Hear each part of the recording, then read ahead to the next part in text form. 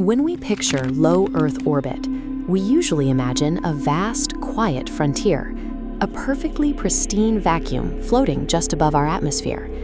But objects in space aren't actually floating.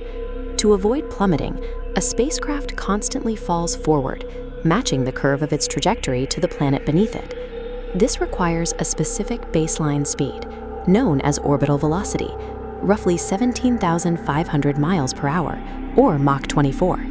At these speeds, the destructive potential of even the smallest mass changes. A single stray fleck of paint that flakes off an old rocket booster is no longer just debris. It is a projectile traveling 10 times faster than a high-velocity rifle bullet. This split screen and bar chart compares the kinetic energy of a tiny fleck of paint directly against a conventional explosive. Because energy scales exponentially with speed, a piece of debris the size of a fingernail hits with the explosive force of a hand grenade. Every space mission is an exercise in navigating through a high-speed, invisible minefield of our own making. For decades, that minefield was relatively easy to navigate. The sky was vast, and we only operated a scattered handful of large satellites at any given time.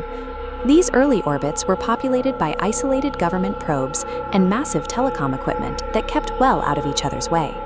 That isolation ended when private companies realized they could provide global internet coverage by launching thousands of smaller, cheaper relays into these same lanes. This simple line chart plots global satellite launches over time. Since 2010, the deployment of private mega-constellations caused a rapid influx of satellites. Instead of isolated probes, we now have dense webs of active nodes. The physical margin for error is shrinking. This density multiplies the number of potential targets.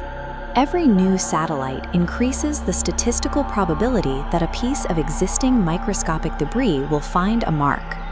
By solving global connectivity with these mega-constellations, we have unknowingly populated the sky with enough targets to turn a single accident into a much larger problem. Scientists track this specific threat through a theory known as the Kessler Syndrome. It begins with an ignition event, a single Mach 24 impact occurring on one of these closely packed commercial satellites in the dark. The kinetic energy shatters the metallic hull into thousands of new, independent pieces of high-speed shrapnel, expanding outward in a debris cone. Because mega-constellations fly in tight formations, this cloud intersects neighboring paths.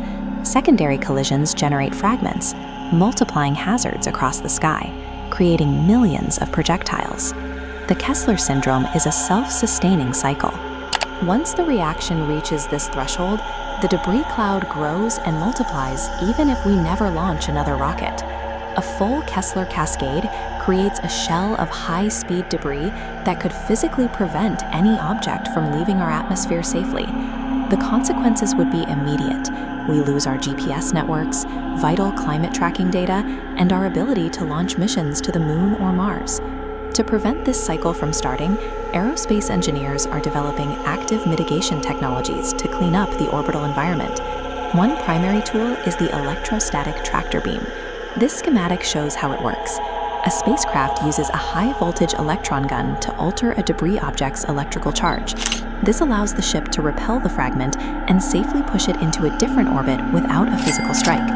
For larger hazards, aerospace engineers are now testing autonomous drones that deploy wide, tethered mesh nets into the vacuum. These drones are designed to trawl the most crowded orbital lanes, capturing large, dead satellites and dragging them down to burn up in the atmosphere before they can become targets for the chain reaction. The era of treating space as an infinite void is over. Keeping the frontier open now depends on